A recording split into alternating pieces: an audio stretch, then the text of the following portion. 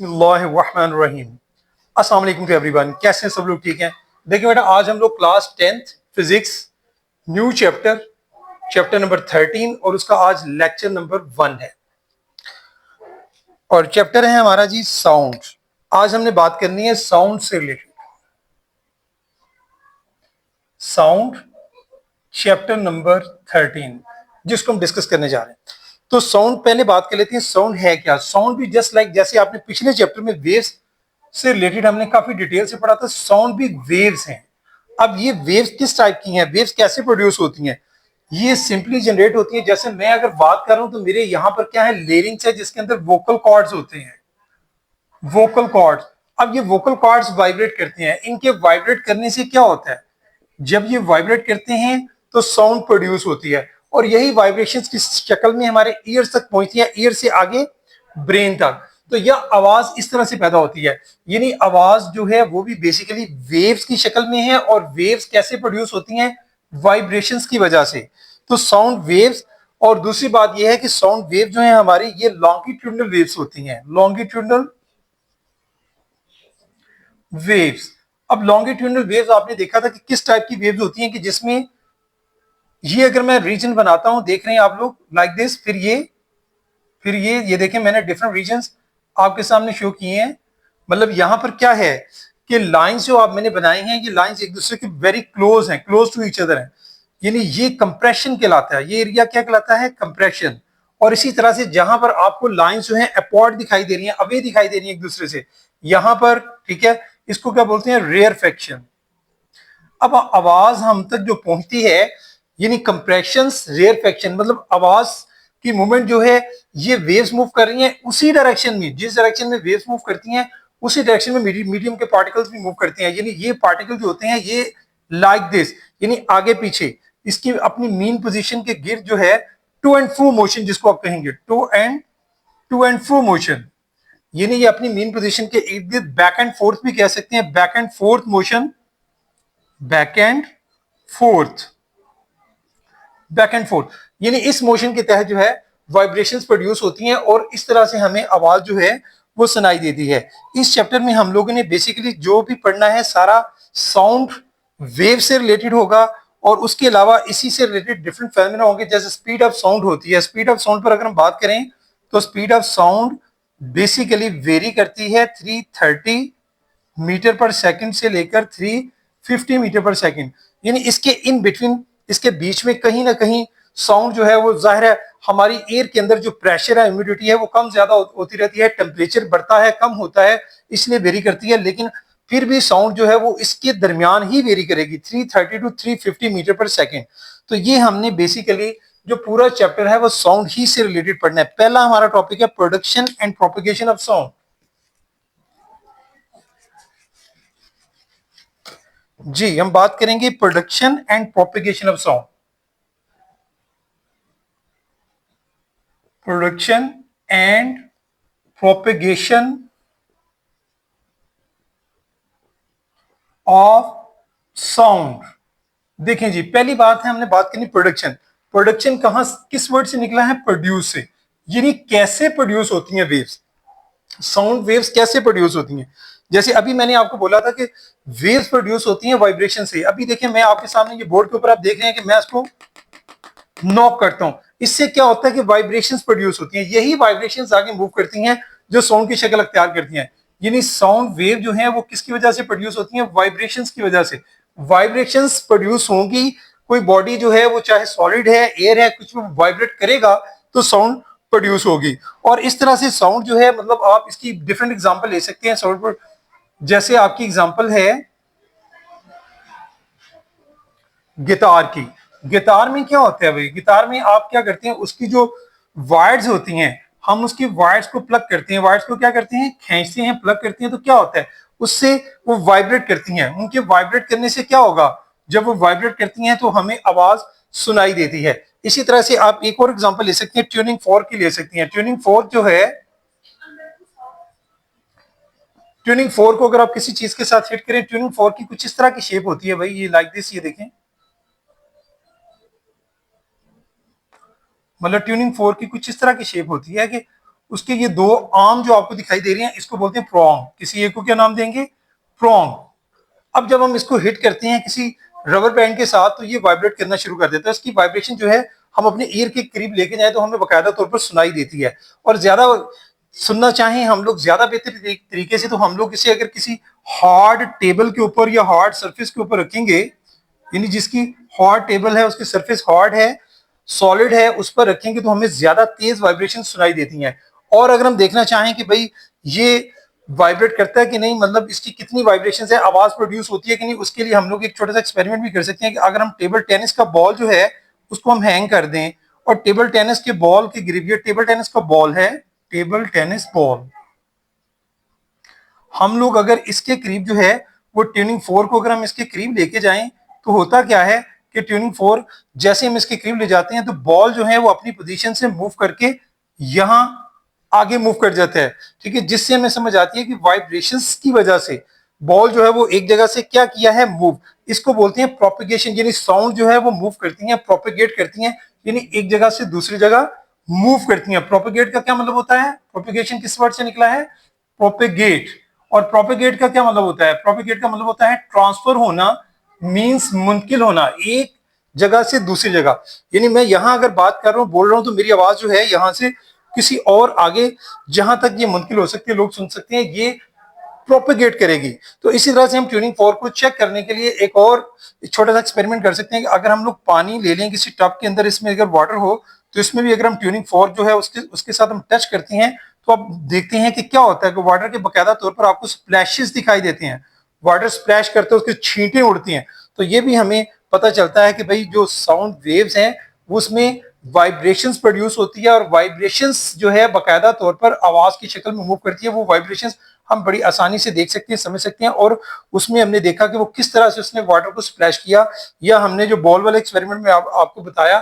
तो इसकी एक और कॉमन एग्जांपल भी, घरों में आपके पास मोबाइल है, मोबाइल फोन पे अगर आप लोग वाइब्रेट मोड पे लगा दें, वाइब्रेशंस के मोड पे, तो क्या होता है कि वो वही मोबाइल फोन आपका अगर किसी हॉट सरफेस से पता है तो आपको पड़ा होता है तो आपको काफी तेज आवाज सुनाई देती है। यानी इससे पता चला कि आवाज को प्रोड्यूस होने के लिए वाइब्रेशंस की जरूरत होती है और उसके साथ साथ वाइब्रेशंस जो हैं वो मूव करती हैं। ठीक है, वो प्रोपेगेट करती हैं और एक जगह से दूसरी जगह आसानी से मूव कर सकती हैं। तो प्रोपेगेशन ऑफ साउंड का थोड़ा सा टॉपिक मैं और डिटेल से आपको समझाता हूं।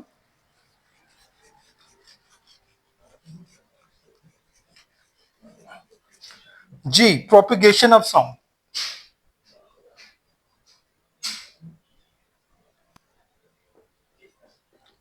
प्रोपेगेशन ऑफ साउंड में हम लोग जो है, मैं आपको, अगर हम लोग जो है कोई हमारे पास समझ लें कि लाउड स्पीकर है, हम लाउड स्पीकर जो है उससे आवाज जो है, अगर हम यहां हमारे पास क्या है, एक लाउड स्पीकर है, तो होगा क्या कि यहां से जो हमारी आवाज होगी, सपोज ये समझे कि मैंने एक लाउड स्पीकर जो है वो बनाया है, ये क्या है, ये हमारे पास एक लाउड स्पीकर है। अब लाउड स्पीकर से जो आवाज प्रोड्यूस होगी वो आप देखें कुछ इस तरह से आवाज प्रोड्यूस होती है, कैसे प्रोपिगेट करती है। ये रीजन मैंने बनाया है, देखें, देखते जाइएगा, डिफरेंट रीजन में आपको बना के शो कराऊंगा। उसके बाद एक ये रीजन है, फिर देखें, फिर लाइक दिस, फिर उसके बाद ये देखें डॉट डॉट डॉट डॉट आपको दिखाई दे रहे हैं, फिर लाइक दिस, फिर उसके बाद फिर डॉट डॉट डॉट डॉट, फिर देखें। तो इस तरह से आवाज जो है आप देख सकते हैं कि आगे यहां पर हमारा अगर ईयर है तो हम अपने कान की मदद से इसको सुन सकते हैं कैसे आवाज जो है वो प्रोपिगेट कर रही है। कि यहां पर जो ये रीजन होता है, इस रीजन को मैंने क्या बोला है कि जहां पर लाइंस आपको वेरी क्लोज दिखाई दे रही है, वेरी क्लोज। ठीक है, जो क्लोज लाइंस आपको दिखाई दे रही हैं ये बेसिकली ये हमारी कहलाती हैं, इसको हम बोलते हैं कंप्रेशन। क्या बोलते हैं इसको जी? कंप्रेशन।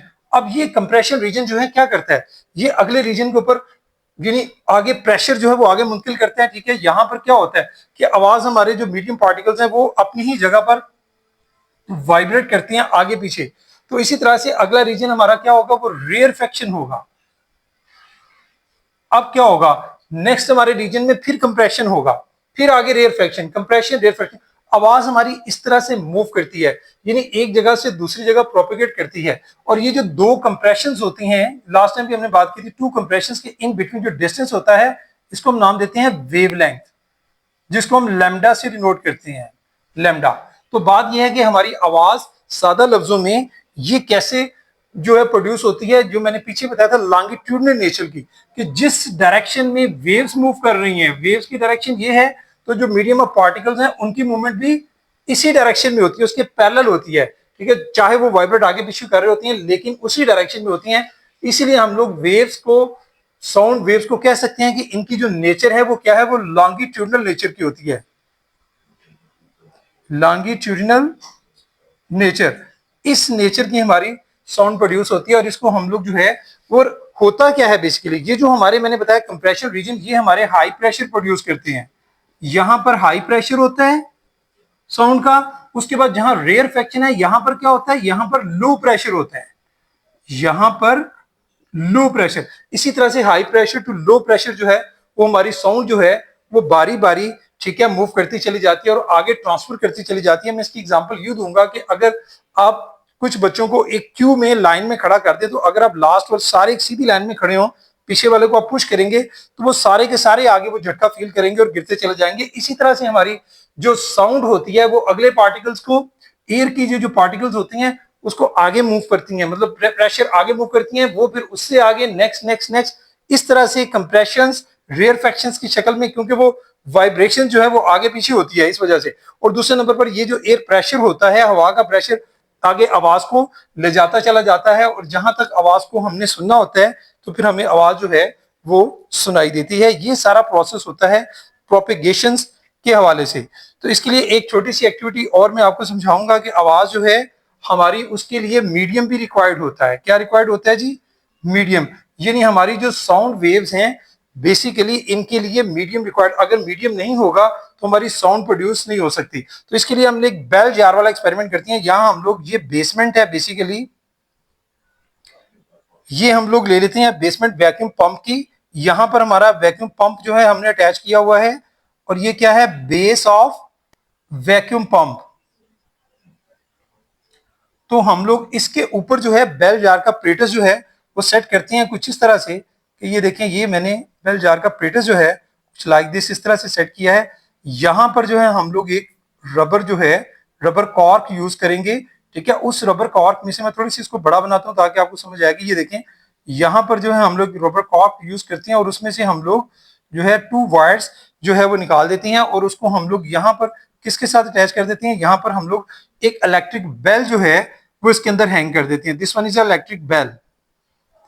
अब होता क्या है कि ये जो वायर्स हैं हमने इसको जो है वो इलेक्ट्रिक सप्लाई के साथ अटैच कर दिया, स्विच वगैरह, ठीक है।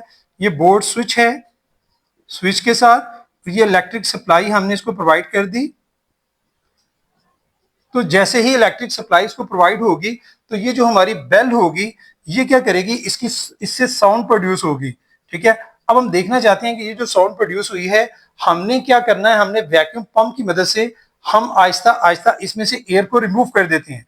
जैसे ही हम एयर को इसमें से रिमूव करते हैं तो क्या होता है कि यही जो साउंड होती है वो कम होना शुरू हो जाती है, बिल्कुल समझें कि फीबल हो जाती है, और फिर आहिस्ता आहिस्ता बिल्कुल खत्म हो जाती है। फिर हम क्या करते हैं कि हम दोबारा से वैक्यूम पंप की मदद से इसमें एयर दोबारा से इन करते हैं। यहां हम वैक्यूम पंप से दोबारा एयर इसमें इन करते हैं। जब एयर इसमें दोबारा इन होती है तो क्या होता है कि वो बेल तो ऑलरेडी चल रही थी लेकिन हमें उसकी साउंड बेल की नहीं सुनाई दे रही थी। अब हमने एयर को इन किया तो दोबारा से आवाज पहले फीबल फिर तेज फिर आहिस्ता आहिस्ता बढ़ते बढ़ते तेज आवाज हमें फिर से बेल की सुनाई देना शुरू हो जाती है। हुआ क्या इस सारे प्रोसेस में बेटा, इसके लिए हुआ यूं कि जो इसके अंदर पहले एयर मौजूद थी, जब हमने शुरू में बेल जार के अंदर प्रेटस सेट किया तो इसके अंदर एयर थी, और एयर बेसिकली वो मीडियम था। एयर क्या था, वो मीडियम था जो हमें चाहिए था आवाज को, साउंड को प्रोड्यूस करने के लिए, प्रोपेगेट करने के लिए, मूव करने के लिए। अब हमने इस एयर को रिमूव कर दिया वैक्यूम पंप के। जब हमने एयर को रिमूव किया, जैसे जैसे रिमूव करते गए तो आवाज क्या होती गई, फीबल, यानी मीडियम ही नहीं रहा। सेकेंडली जब मीडियम इसमें से एयर को हमने टोटली रिमूव कर दिया तो साउंड, बेल चल रही थी उसी तरह से, हमने बेल को ऑन था, इलेक्ट्रिक सप्लाई मौजूद थी, स्विच ऑन था, लेकिन आवाज सुनाई नहीं दे रही थी। हमने फिर क्या किया कि फिर हमने दोबारा से वैक्यूम पंप की मदद से हवा इसमें एंटर की। जैसे जैसे इसमें हवा, हम दोबारा से एयर इसमें एंटर करते हैं तो फिर से बेल जो है वो सुनाई देना शुरू हो जाती है। इस सारे एक्सपेरिमेंट से हमें ये समझ आई कि भाई एयर जो है, मतलब मीडियम अगर मौजूद नहीं होगा तो साउंड प्रोड्यूस नहीं होगी, ना ही प्रोपेगेट करेगी। यानी साउंड को मूव करने के लिए, प्रोड्यूस होने के लिए एक मीडियम जो है वो रिक्वायर्ड होता है। और दूसरी हमने बात की कि इसकी जो नेचर होती है वो लॉन्गिट्यूडनल होती है। इसको भी हम एक स्लिंकी की एग्जांपल से समझते हैं कि कैसे ये लॉन्गिट्यूडनल होती है। वेव्स की नेचर मैंने क्या बताया है कि longitudinal nature of sound waves होती हैं, लॉन्गिट्यूडनल नेचर ऑफ साउंड। तो इसको हम लोग जो है समझने के लिए स्लिंकी मतलब एक स्प्रिंग होता है, उसकी मदद से, सपोज ये मेरे पास अगर एक स्प्रिंग है, जब मैं स्प्रिंग को क्या करूंगा, कंप्रेस करता हूं तो क्या होता है, ये देखें कुछ लाइक दिस, फिर देखें लाइक दिस, ठीक है। ये मैं आपको बना के दिखा रहा हूं, ये देखें जहां पर इसके कॉइल आपको क्लोज नजर आ रहे हैं, यहां पर क्या है, कंप्रेशन, ये कंप्रेशनल रीजन है, यहां कंप्रेशन होगा। जहां पर लूप्स जो हैं, कॉइल जो हैं आपको जो दिखाई दे रही हैं वो अपार्ट हैं, एक दूसरे से अवे अपार्ट हैं, वहां पर क्या होगा, रेयर फ्रैक्शन। तो हमारी जो आवाज प्रोड्यूस होती है वो आप देख सकते हैं कि इसी जिस तरह से स्लिंकी में आप देख सकते हैं जो वेव्स प्रोड्यूस हो रही हैं, ठीक है जी, उसी तरह मीडियम जो है वो भी आप देख रहे हैं कि मीडियम की डायरेक्शन भी जो उसमें वाइब्रेशन प्रोड्यूस हो रही है वो भी आगे पीछे उसी डायरेक्शन में है, यानी दोनों की डायरेक्शन पैरेलल है, मीडियम की और वेव्स की जो डायरेक्शन है दोनों की क्या है, डायरेक्शन दोनों की यहां पर पैरेलल है एक दूसरे के। जब दोनों की डायरेक्शन पैरेलल होती है तो इस टाइप की वेव्स को हम देते हैं लॉन्गिट्यूडनल वेव्स। तो फिर साउंड हमारी फिर क्या हुई, ये लॉन्गिट्यूडनल वेव्स कहलाएंगी। और दूसरी बात मैंने आपको समझाई थी कि दो कंप्रेशन, ये दो कंप्रेशन हैं, एक ये और एक ये, इन दोनों के इन बिटवीन जो डिस्टेंस होता है उसको क्या नाम देते हैं, वेव लेंथ। ये हमारा वेवलेंथ कहलाता है, चाहे दो कंप्रेशन चाहे दो रेयर फ्रैक्शन, ये दो रेयर फ्रैक्शन है, इनके दरमियान जो डिस्टेंस है ये भी हमारा वेवलेंथ यानी लैम्डा कहलाता है। ये भी आपने थोड़ा सा इसमें याद रखना है। और जो क्लोज, मैं फिर से रिपीट कर देता हूं, यहां जो लूप्स क्लोज हैं ये कंप्रेशन रीजन है, और जहां पर जो लूप्स आपको अवे अपार्ट दिखाई दे रही हैं, एक दूसरे से जुदा हैं, यहां पर क्या है, अवे अपार्ट, एक दूसरे से अलग अलग हैं, दूर दूर हैं, मतलब एक दूसरे से ज्यादा फासले पर है। यहाँ क्लोज है, क्लोज जहां पर होंगे वहां कंप्रेशन प्रोड्यूस होगा, और जहां पर वो अवे अपार्ट होंगे लूप्स वहां पर रेयर फ्रैक्शन। तो आवाज हमारी जो साउंड है उसमें कंप्रेशन और रेयर फ्रैक्शन की वजह से आवाज प्रोड्यूस होती है, ये रीजन आप समझ गए। और दूसरे नंबर पर इन दोनों के दरमियान वेवलेंथ और दूसरी डायरेक्शन आपने देखी कि डायरेक्शन बिल्कुल पैरेलल है वेव्स और मीडियम की, इसीलिए हम लोग कहते हैं कि वेव्स यानी साउंड वेव जो है हमारी वो किस नेचर की हैं, लॉन्गिट्यूडनल नेचर की। तो लो भाई आज के लिए बेटे आपके लिए इतना ही। आपने बेसिकली करना क्या होता है, सारे आर्टिकल पहले आपने अंडरस्टैंड करना होता है। जब आपकी अंडरस्टैंडिंग जो है वो कंप्लीटली हो जाए तो फिर आप लर्निंग की तरफ आएंगे। Thank you very much. अस्सलाम।